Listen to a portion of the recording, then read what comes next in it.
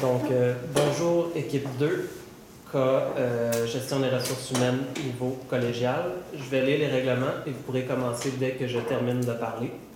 Le temps commence à être calculé dès que l'un de vous débute la présentation. La durée de la présentation doit se situer entre 13 et 15 minutes. Une pénalité de 1 point par tranche de 30 secondes manquante ou excédentaire vous sera imposée. Le décompte du temps vous sera donné à l'aide d'un carton lorsqu'il restera 10 minutes, 5 minutes, 1 minute et 30 secondes.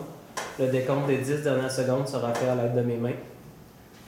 Lorsque la présentation sera terminée, les juges auront droit à une période de questions de 5 minutes. J'invite maintenant les juges à se présenter. Mon nom est Gisèle Denis, je suis gestionnaire à Revenu Québec.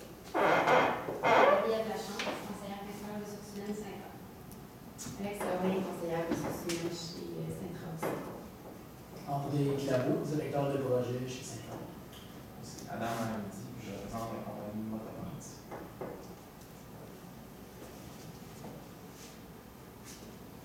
Bonjour, je me présente, François Côté-Gorin, conseiller en développement des affaires. Bonjour, Josiane Grenier, conseillère en ressources humaines. Et Roxane Leblanc-Blais, je suis spécialiste en ressources humaines. Nous représentons aujourd'hui la firme de consultants ressources humaines Les Vétérans. Donc, il y a quelques semaines, nous nous sommes rencontrés et nous avons alors soumis un mandat en relation avec la gestion de nos ressources humaines, donc le recrutement de personnel. Donc, moi et mon équipe, nous sommes penchés sur la question et nous allons vous présenter aujourd'hui le fruit de notre travail au cours d'une présentation d'une quinzaine de minutes. Donc, dans un premier temps, nous allons faire un bref rappel du mandat. Nous allons faire une analyse des environnements internes et externes de votre entreprise. Ce qui va nous permettre ensuite de vous proposer des stratégies qui seront au nombre de 2 que nous avons élaborées tout spécialement pour vous. Puis par la suite, nous ferons quelques recommandations et nous conclurons la présentation par une période de questions. Si vous en avez, nous ferons plaisir d'y répondre. Donc, tout d'abord, je vais vous présenter le mandat. Donc, on s'était rencontrés, vous avez demandé de trouver des moyens innovants pour recruter et retenir dans les nouveaux employés dans le cadre d'un projet que vous avez eu dans la région de la Côte-Nord. Donc, les postes à combler sont celui un poste de mécanicien, un poste de main-d'œuvre et 2 d'opérateurs. Le budget pour les stratégies qu'on va proposer, en fait, c'est 15 000 $. Puis l'échéancier, c'est d'ici début mai.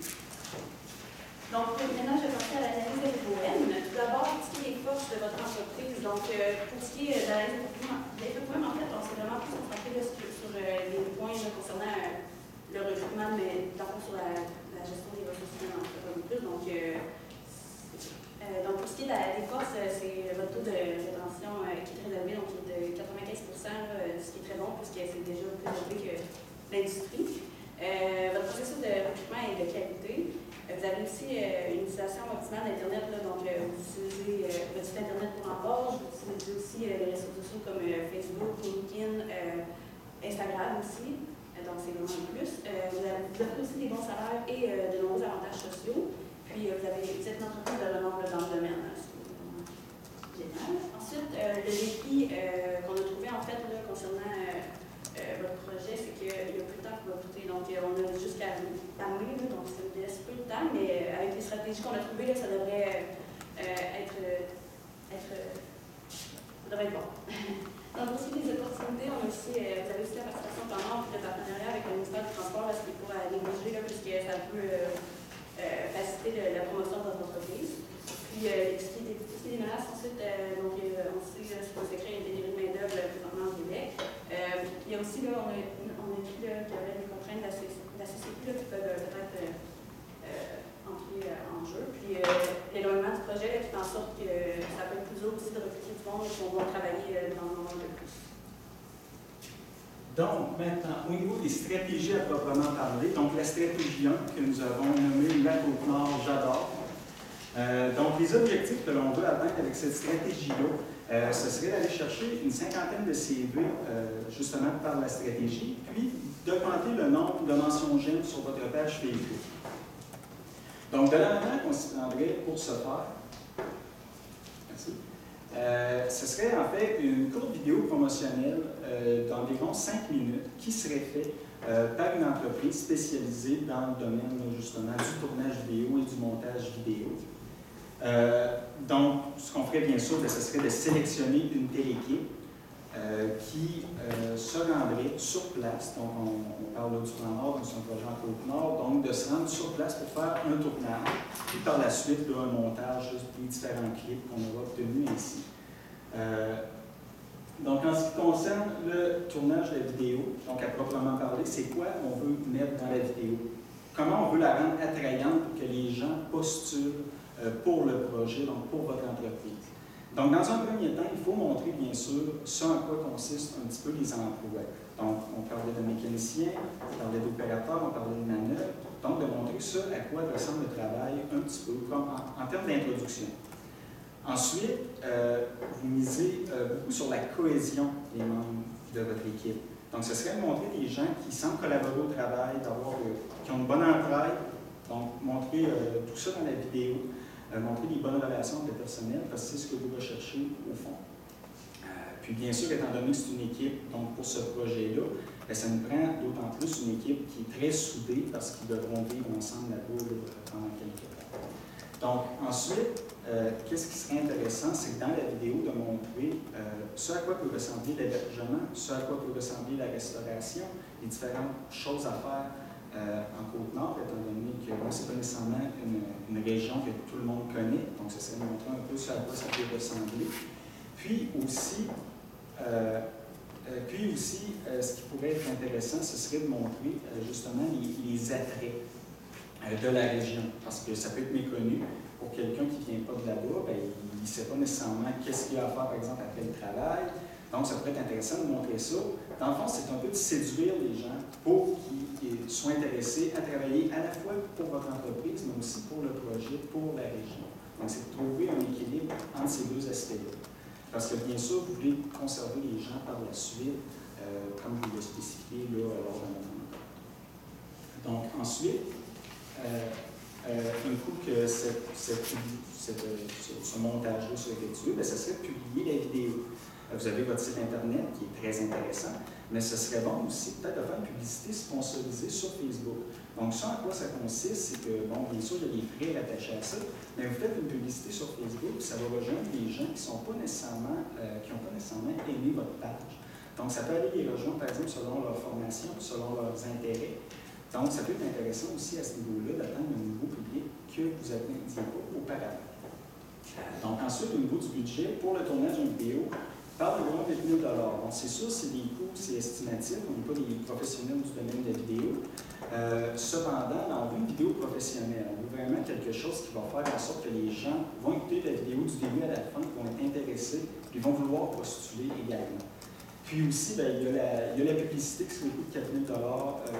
On parle principalement de la publicité sur Facebook. La publicité sponsorisée, c'est sûr qu'il y a des coûts assez importants reliés à ça, surtout si on veut la faire rouler là, pendant quelques semaines.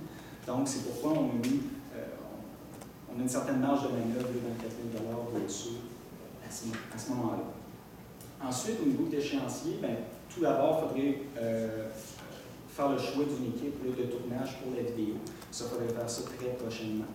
Ensuite, pour la fin du mois de février, ce serait l'équipe sélectionnée ferait le tournage de vidéo et le montage, ce qui nous permettrait de la diffuser à la fois sur Facebook ainsi que sur votre site Internet pendant le mois de mars. Puis, parallèlement à ça, bien sûr, il y a la période de recrutement là, qui peut commencer dès maintenant jusqu'à la fin mars là, en parallèle à tout ce projet-là. Donc, finalement, au niveau des mesures de contrôle, premièrement, il y aurait de vérifier le nombre de j'aime sur votre page Facebook pour voir s'il a augmenté. En même temps, avec la publicité sponsorisée, vous pouvez voir combien de gens vous avez atteint. Ça peut être intéressant de voir si ça a bien fonctionné. Puis aussi, ce serait de vérifier lors, par exemple, d'un formulaire d'emploi ou lors d'entrevue, comment les gens ont entendu parler de vous. Donc, si c'est par la vidéo, on sait que ce moyen-là fonctionnait. Bien sûr, il s'agit d'un projet ponctuel dans ce cas-ci, mais ça pourrait être répété pour d'autres projets d'envergure de la sorte. Donc, c'est pourquoi on procéderait avec des mesures de contrôle comme celle-là.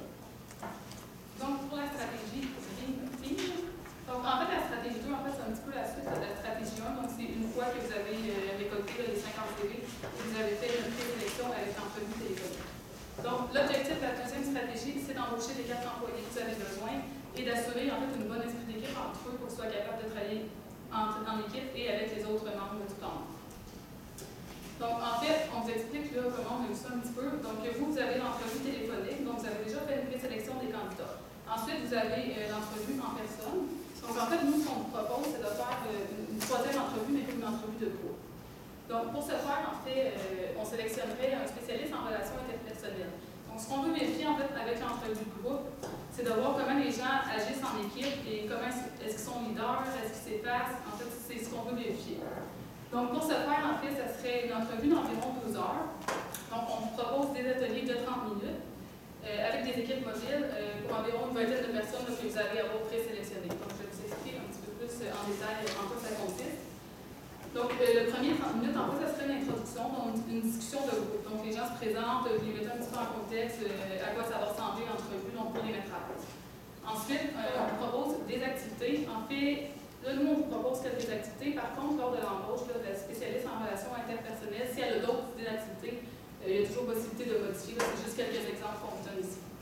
Donc, pour ce qui est de l'activité 1, en fait, il y aurait les blocs légaux. Donc, en fait, vous séparez le groupe en environ 7 personnes et ils doivent monter une figure de bloc légaux. Donc, ça va être de voir là, comment ça se passe au travail d'équipe, parce qu'il y en a qui sont plus leaders, il y en a qui ne participent pas parce qu'il y a trop de gens.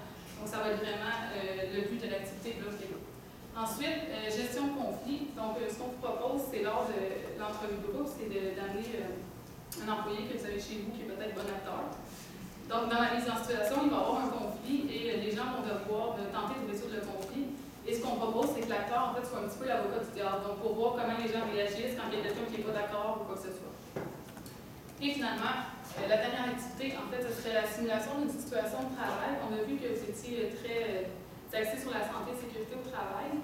Donc, en fait, l'équipe aurait un but à atteindre et il y aurait, par exemple, des obstacles. Donc, une échelle qui est mal placée, un saut qui traîne par terre. Donc, ça serait de voir est-ce que les membres de l'équipe sont vraiment axés sur le but ou ils vont prendre le temps de s'assurer que l'environnement est sécuritaire avant d'exécuter leur mission. Pour ce qui est du budget, en fait, l'embauche du spécialiste en relations interpersonnelles, donc environ 500 $. Donc, autant pour la journée qu'elle va être présente que pour l'élaboration des activités avec lui. Pour la mise en application de l'activité, environ 500 $ pour l'achat du matériel ou des coûts qui vont être liés à ça. Donc, pour ce qui est de l'échéancier, donc dans la semaine de la mi-mars environ, là, ce serait le recrutement du spécialiste en relations industrielles. Ensuite, pour les entrevues de groupe, étant donné que la fin de la vidéo promotionnelle se ferait vers la fin mars, donc vous allez déjà avoir fait les entrevues téléphoniques, donc ça serait le moment de faire les entrevues individuelles, de rencontrer les candidats dans cette semaine-là. Ensuite, pour notre activité, donc l'entrevue de groupe, l'activité en relations interpersonnelles, donc ça serait la semaine suivante, donc la deuxième semaine d'avril. Et la troisième semaine d'avril, en fait, ça serait de faire votre test présélection, donc le test de santé pour s'assurer que tous les candidats sont aptes au travail. Et finalement, en fait, on se laisse une semaine tampon avant de continuer pour être certain que tout soit bien coordonné. Pour ce qui est des mesures de contrôle, en fait, pour la rétention, en fait, ça serait de vérifier après un an si les 4 employés travaillent toujours pour vous. Et de faire un questionnaire aussi après emploi pour voir la satisfaction des relations interpersonnelles. Donc, voir si l'entrevue de groupe, en fait, a aidé les relations, s'ils seraient prêts à retravailler avec ces gens. Donc, maintenant, je vais passer aux quelques recommandations qu'on a trouvé important de souligner. Donc, d'abord, ce serait vraiment de viser sur l'emploi subséquent, sur l'offre d'emploi, en fait, puisque c'est comme un projet spécial, vraiment de mentionner sur l'offre d'emploi que vous voulez aussi conserver les employés par la suite. Donc, que ce n'est pas juste pour le projet. Donc, vraiment de mettre une note qui va préciser que vous voulez garder les employés plus à long terme aussi. Donc, pour attirer encore plus les candidats, en fait. Puis aussi de bien expliquer le processus de sélection donc, à l'avance. Donc, comme on l'a dit, ce serait peut-être vers avril les entrevues. Donc, peut-être de mentionner qu'il n'y aura peut-être pas de nouvelles d'ici là. Donc, pour être sûr que, dans le fond, il n'y a pas de retour, qu'il n'y ait pas voir ailleurs, disons.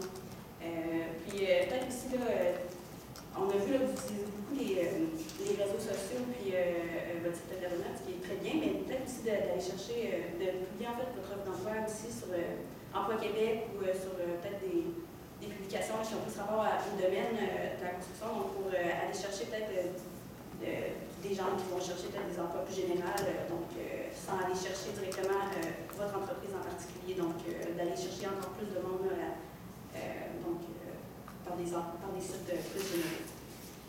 Donc, en conclusion, je vais faire un petit rappel du mandat. Donc, c'était de trouver des moyens innovants de recruter et de garder les 4 employés dans le groupe que vous vouliez recruter. Donc, les stratégies qu'on vous a proposées là, pour répondre au mandat, en fait, c'était celui de la contenance valeur, donc qui était de faire un vidéo promotionnel, de mettre en valeur la contenance pour attirer des nouveaux candidats. Et puis, le projet Dream Team, la stratégie Dream Team, pardon, donc, qui est en fait de fonctionner avec des entrevues de groupe là, à l'aide d'ateliers. Donc, merci de votre confiance et de votre écoute. Maintenant, si jamais vous avez des questions, on est prêt à répondre. Parfait. On peut passer à la période de questions. Je comprends bien votre stratégie au niveau de la Côte-Nord Jador. Mais j'aimerais comprendre, en fait, le but de cette stratégie, est-ce que c'est de recruter des gens externes à cette région administrative-là ou de séduire les gens déjà en place pour qu'ils viennent travailler pour notre entreprise sur le contrat qui est situé sur la côte? Ça peut être un mix des deux. C'est sûr que l'objectif d'une vidéo promotionnelle de la sorte, c'est plus pour recruter les gens qui sont en dehors de la région pour qu'ils voient à quoi ça ressemble. Bien sûr, c'est sûr que ça peut aussi intéresser les gens qui sont déjà sur place là-bas, étant donné que vous présentez des éléments également de votre entreprise. Donc, par exemple, on parlait des différents avantages, on parlait de la cohésion des membres de l'équipe, de l'importance aussi des relations interpersonnelles. Donc, ça vient aussi promouvoir votre entreprise et non pas seulement la région. C'est un hybride entre les deux. Donc, c'est pour ça que ça s'adresse à tout public. Mais bien sûr, si on veut faire découvrir la région, ça peut être intéressant pour les gens qui demeurent à l'extérieur. Avez-vous songé à la problématique de mobilité? Si des gens externes à la région de la Côte-Nord veulent venir travailler sur ce chantier, on devra débourser des pensions pour leur déplacement et leur hébergement. Oui, c'est ça, évidemment. Bien, on en a parlé d'ailleurs dans la stratégie là, du plan Nord Jador, qu'on peut montrer justement là, de l'hébergement ainsi que la restauration, ce qui est disponible dans le secteur. Puis comme vous avez pu le remarquer, je ne sais pas si vous avez fait les calculs, mais on s'est laissé une certaine marge au niveau du budget. Donc c'est sûr que si jamais il y a des coûts supplémentaires liés, il y a moyen de moduler les stratégies pour que ça satisfasse nos exigences budgétaires. J'aimerais voir, est-ce que vous trouvez viable le budget de 1 000 $ pour votre journée sur justement la possibilité de voir les relations interpersonnelles entre l'équipe de 1 000 $, considérant qu'un spécialiste en relations pour ses déplacements, ses frais d'une journée complète, 500 $ me semble un peu insuffisant pour vous. C'est sûr, comme François dit, on a décidé de garder quand même là, 2 ou 3 000 $ si jamais il y a quelque chose, si jamais c'est plus dispendieux, on le voit. Par rapport à cette journée-là, en fait, j'avais une question. L'objectif de cette journée-là, je comprends bien, c'est de s'assurer qu'il y a une cohésion dans l'équipe. Mais c'est de voir aussi là, quand même les gens peuvent viager parce que là, ils vont devoir travailler ensemble et s'ils ne viennent pas nécessairement de la région, ils vont peut-être se voir le soir ou quoi que ce soit. Donc, c'est de s'assurer de la bonne entente des membres, puis de s'assurer que, là, en ce moment-ci, on ne cherche pas nécessairement un chef d'équipe, mais pas nécessairement quelqu'un de trop éclaté non plus. Donc, c'est de voir comment les gens peuvent réagir dans la situation de travail. Est-ce qu'on pensait intégrer des personnes, des gens en place dans l'équipe dans cette journée-là, ou c'est vraiment juste les candidats qui vont participer à ça? Mis à part l'acteur pour la mise en situation, ça serait juste une candidat. OK.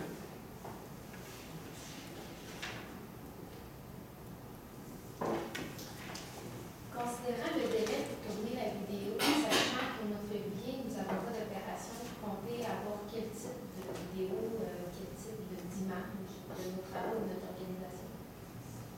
Ben, c'est sûr, on ne sait pas si vous avez, par exemple, des vidéos disponibles dans votre entreprise. Là, si vous en avez, ben, ça peut se faire le montage parce que ces entreprises-là sont très bonnes en montage vidéo. Moi, personnellement, je ne les connais pas, mais ces entreprises-là, vraiment, c'est leur travail. Donc, ils vont pouvoir intégrer, bien sûr, des images, si vous les avez déjà, à la vidéo là, qui auront pris du secteur, par exemple, plus au niveau appui touristique. Puis ajouter des éléments là, relatifs au travail avec ce que vous leur fournissez éventuellement. Vous aviez une slide sur une des slides des menaces, vous aviez parlé de la CCQ. Vous en avez pas reparlé après. Comment ça peut vous bloquer ou vous nuire? Qu'est-ce que vous savez là-dessus? Ben moi, en fait, c'est plutôt qu'il y a un cadre au niveau de la construction qu'on se doit de respecter. Puis, au niveau là, du processus d'embauche, je ne suis pas des spécialistes au niveau des contraintes que ça implique, mais bien sûr, il y a un cadre à respecter, puis il faut quand même rester à l'intérieur de ce cadre-là. Donc, c'est plutôt au niveau, s'il y a des pratiques qui sont interdites, ben, ça peut devenir une menace pour votre recrutement éventuellement, là, tout dépendant du cadre en question, là, dont on ne sait pas les détails malheureusement, mais c'était plutôt sur cette perspective. Puis, dans les recommandations, en fait, vous parlez de bien expliquer le processus de sélection à l'avance. Sauf que vous pouvez dire à partir du premier contact avec le candidat ou dans quel contexte vous voulez ça? En fait, c'était surtout par rapport à la vidéo, c'est que la vidéo serait en ligne, par exemple, du 1er mars au 31 mars. Exemple, quelqu'un qui décide de postuler le 1er mars. On pourrait tout de suite faire une entrevue téléphonique. Par contre, on devrait l'avertir qu'il n'y aura pas nécessairement de nouvelles de la deuxième entrevue avant le début avril, le temps d'avoir vraiment passé tous les candidats pour l'appel téléphonique, ceux dont on a l'intérêt. Donc, pour être sûr de ne pas perdre l'intérêt du candidat et de dire, ah ben là, ça fait un mois, j'aimerais peut-être commencer à me chercher autre chose ou quoi que ce soit. On va terminer là-dessus. Merci pour votre présentation.